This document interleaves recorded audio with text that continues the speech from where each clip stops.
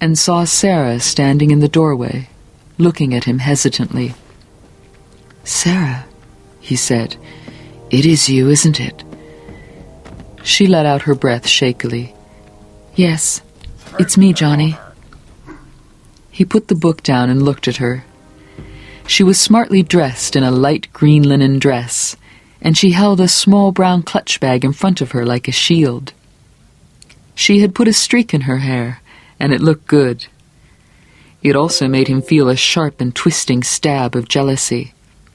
Had it been her idea, or that of the man she lived and slept with? She was beautiful. "Come in," he said. "Come in and sit down." She crossed the room, and suddenly he saw himself as she must see him. Too thin, his body slumped a little to one side in the chair by the window. His legs stuck out straight on the hassock, dressed in a Johnny and a cheap hospital bathrobe. "As you can see, I put on my tux," he said. "You look fine." She kissed his cheek, and 100 memories shuffled brightly through his mind like a doubled pack of cards. She sat in the other chair, crossed her legs, and tugged at the hem of her dress. They looked at each other without saying anything. He saw that she was very nervous. If someone were to touch her on the shoulder, she would probably spring right out of her seat. "I didn't know if I should come," she said, "but I really wanted to." "I'm glad you did." Like strangers on a bus, he thought dismally. It's got to be more than this, doesn't it? "So, how are you doing?" she asked. He smiled. "I've been in the war. Want to see my battle scars?" He raised his gown over his knees, showing the S-shaped incisions that were now beginning to heal. They were still red and hash-marked with stitches. "Oh, my Lord, what are they doing to you?" "They're trying to put Humpty Dumpty back together again," Johnny said. "All the king's horses, all the king's men, and all the king's doctors. So I guess—" And then he stopped, because she was crying.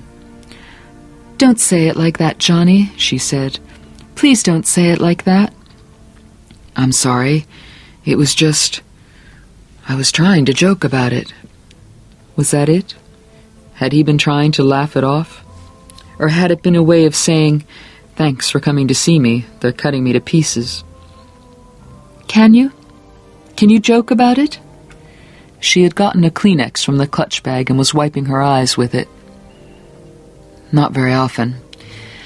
I guess seeing you again, the defenses go up, Sarah." "Are they going to let you out of here?" "Eventually. It's like running the gauntlet in the old days. Did you ever read about that?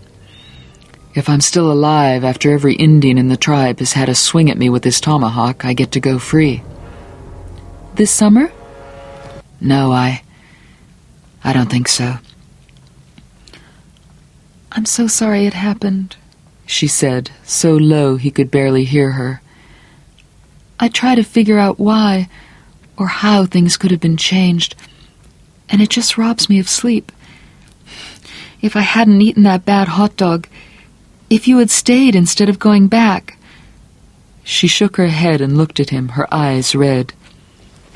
"It seems sometimes there's no percentage." Johnny smiled. 00, house spin. Hey, you remember that? I clobbered that wheel, Sarah. "Yes, you won over $500. He looked at her, still smiling. But now the smile was puzzled, wounded almost.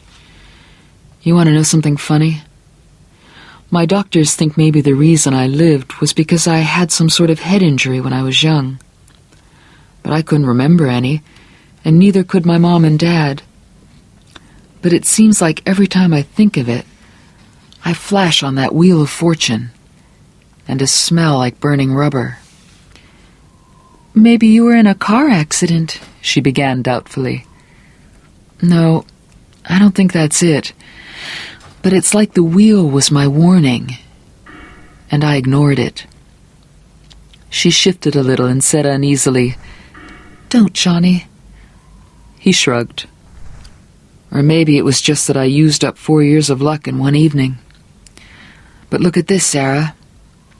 Carefully, painfully, he took one leg off the hassock, bent it to a 90-degree angle, then stretched it out on the hassock again.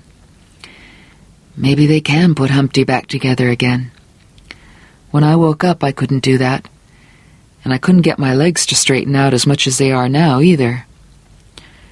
"And you can think, Johnny," she said. "You can talk. We all thought that, you know."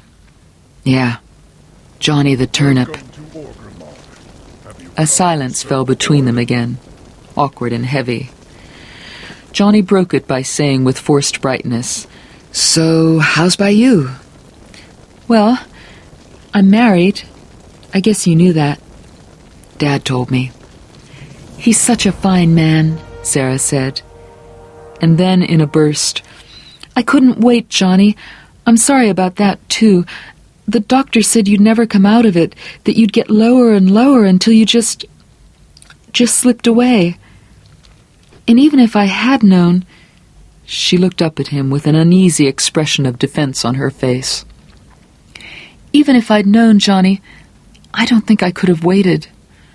4.5 years is a long time." "Yeah, it is," he said. "That's a hell of a long time. You want to hear something morbid? I got them to bring me 4 years' worth of news magazines just so I could see who died. Truman, Janis Joplin, Jimi Hendrix. Jesus, I thought of him doing Purple Haze and I could hardly believe it. Dan Blocker. And you and me. We just slipped away." "I feel so bad about it," she said, nearly whispering. "So damn guilty. But I love the guy, Johnny. I love him a lot." "Okay, that's what matters." "His name is Walt Hazlitt, and he's a..." "I think I'd rather hear about your kid," Johnny said. "No offense, huh?" "He's a peach," she said, smiling. "He's 7 months old now. His name is Dennis, but we call him Denny. He's named after his paternal grandfather." "Bring him in sometime. I'd like to see him." "I will," Sarah said, and they smiled at each other falsely, knowing that nothing of the kind was ever going to happen. "Johnny, is there anything that you need?" "Only you, babe, and the last 4.5 years back again." "Nah," he said. "You still teaching?" "Still teaching, for a while yet," she agreed. "Still snorting that wicked cocaine?"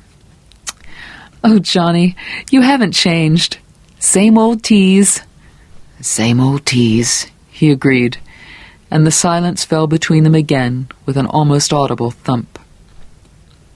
"Can I see you again?" "Sure," he said. "That will be fine, Sarah." He hesitated, not wanting it to end so inconclusively, not wanting to hurt her or himself if it could be avoided, wanting to say something honest. "Sarah," he said, "you did the right thing." "Did I?" she asked. She smiled, and it trembled at the corners of her mouth. "I wonder. It all seems so cruel, and I can't help it, so wrong. I love my husband and my baby, and when Walt says that someday we're going to be living in the finest house in Bangor, I believe him. He says someday he's going to run for Bill Cohen's seat in the House, and I believe that too. He says someday someone from Maine is going to be elected president, and I can almost believe that. And I come in here and look at your poor legs." She was beginning to cry again now. "They look like they went through a mixmaster or something, and you're so thin." "No, Sarah, don't." "You're so thin, and it seems wrong and cruel, and I hate it. I hate it because it isn't right at all, none of it." "Sometimes nothing is right, I guess," he said. "Tough old world. Sometimes you just have to do what you can and try to live with it. You go and be happy, Sarah. And if you want to come and see me, come on and come. Bring a cribbage board." I will, she said. I'm sorry to cry. Not very cheery for you, huh? It's all right, he said and smiled. You want to get off that cocaine, baby? Your nose will fall off. She laughed a little. Same old Johnny, she said. Suddenly she bent and kissed his mouth. Oh, Johnny, be well soon. He looked at her thoughtfully as she drew away. Johnny? You didn't leave it, he said. No, you didn't leave it at all. Leave what? She was frowning in puzzlement. Your wedding ring. You didn't leave it in Montreal. He had put his hand up to his forehead and was rubbing the patch of skin over his right eye with his fingers. His arm cast a shadow, and she saw with something very like superstitious fear that his face was half light, half dark. It made her think of the Halloween mask he had scared her with. She and Walt had honeymooned in Montreal, but how could Johnny know that? Unless maybe Herb had told him. Yes, that was almost certainly it. But only she and Walt knew that she had lost her wedding ring somewhere in the hotel room. No one else knew, because he had bought her another ring before they flew home. She had been too embarrassed to tell anyone, even her mother. How? Johnny frowned deeply, then smiled at her. His hand fell away from his forehead and clasped its mate in his lap. It wasn't sized right, he said. You were packing, don't you remember, Sarah? He was out buying something and you were packing. He was out buying... Don't know. It's in the dead zone. Dead zone? He went out to a novelty shop and bought a whole bunch of silly stuff as souvenirs, whoopee cushions and things like that. But, Johnny, how could you know I lost my You were packing. The ring wasn't sized right. It was a lot too big. You were going to have it taken care of when you got back. But in the meantime, you... That puzzled frown began to return, then cleared immediately. He smiled at her. You stuffed it with toilet paper. There was no question about the fear now. It was coiling lazily in her stomach like cold water. Her hand crept up to her throat, and she stared at him, nearly hypnotized. He's got that same look in his eyes, that same cold, amused look that he had when he was beating the wheel that night. What's happened to you, Johnny? Where are you?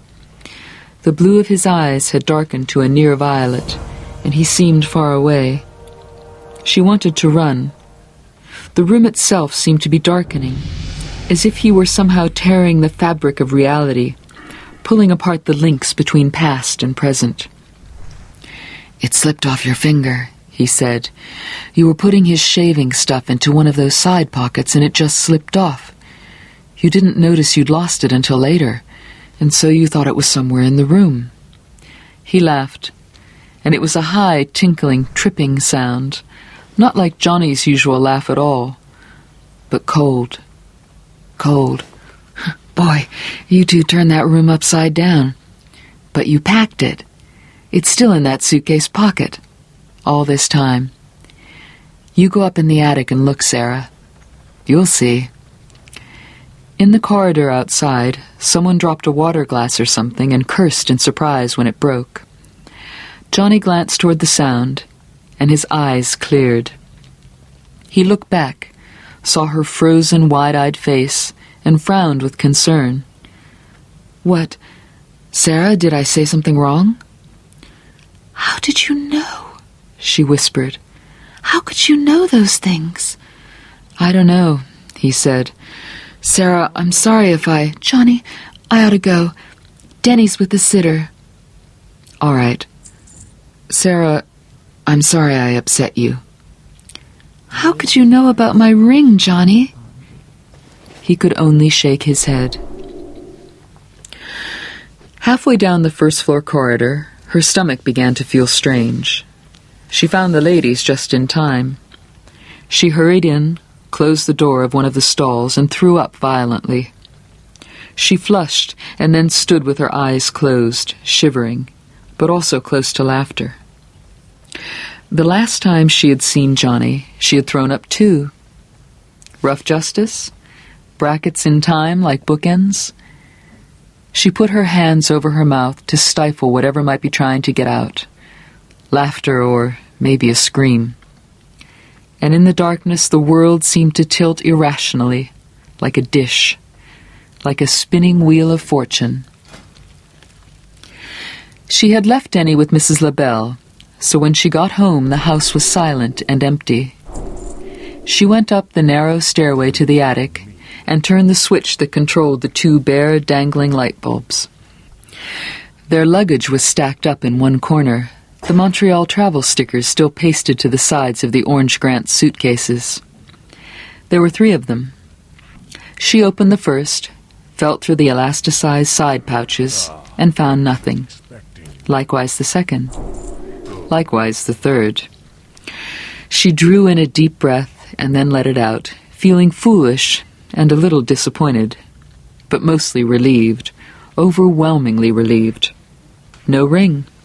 Sorry, Johnny. But on the other hand, I'm not sorry at all.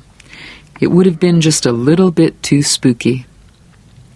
She started to slide the suitcases back into place between a tall pile of Walt's old college texts and the floor lamp that crazy woman's dog had knocked over and which Sarah had never had the heart to throw out.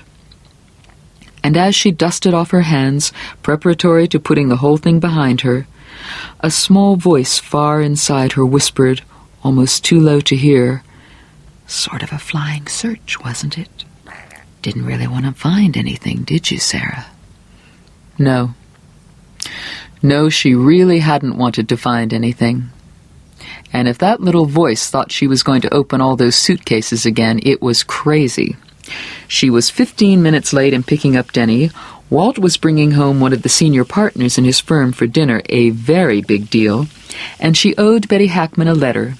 From the Peace Corps in Uganda, Betty had gone directly into marriage with the son of a staggeringly rich Kentucky horse breeder. Also, she ought to clean both bathrooms, set her hair, and give Denny a bath. There was really too much to do to be frigging around up in this hot, dirty attic. So she pulled all 3 suitcases open again, and this time she searched the side pockets very carefully, and tucked all the way down in the corner of the 3rd suitcase, she found her wedding ring.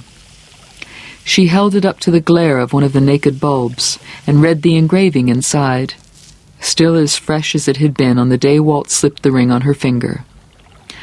Walter and Sarah Hazlitt, July 9th, 1972. Sarah looked at it for a long time. Then she put the suitcases back, turned off the lights, and went back downstairs.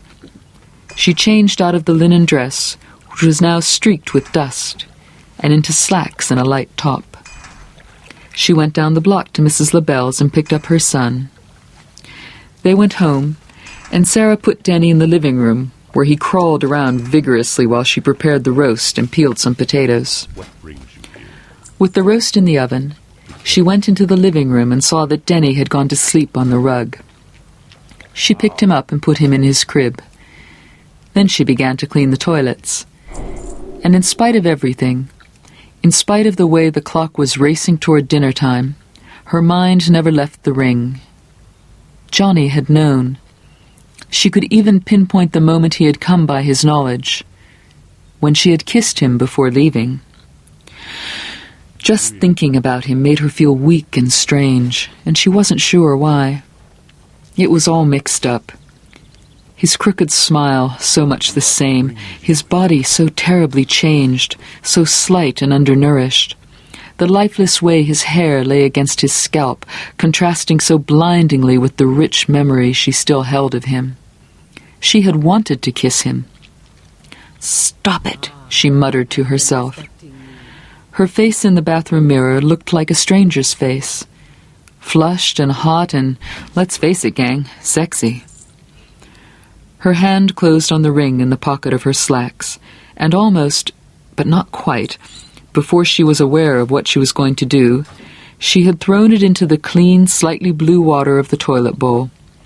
all sparkly clean, so that if Mr. Treaches of Barrowbolt Treaches Moorhouse in Gendron had to take a leak sometime during the dinner party, he wouldn't be offended by any unsightly ring around the bowl. Who knows what roadblocks may stand in the way of a young man on his march toward the councils of the mighty, right? Who knows anything in this world? It made a tiny splash and sank slowly to the bottom of the clear water, turning lazily over and over. She thought she heard a small clink when it struck the porcelain at the bottom, but that was probably just imagination. Her head throbbed. The attic had been hot and stale and musty, but Johnny's kiss, that had been sweet, so sweet. Before she could think about what she was doing and thus allow reason to reassert itself, she reached out and flushed the toilet. It went with a bang and a roar. It seemed louder, maybe, because her eyes were squeezed shut. When she opened them, the ring was gone. It had been lost, and now it was lost again. Suddenly her legs felt weak, and she sat down on the edge of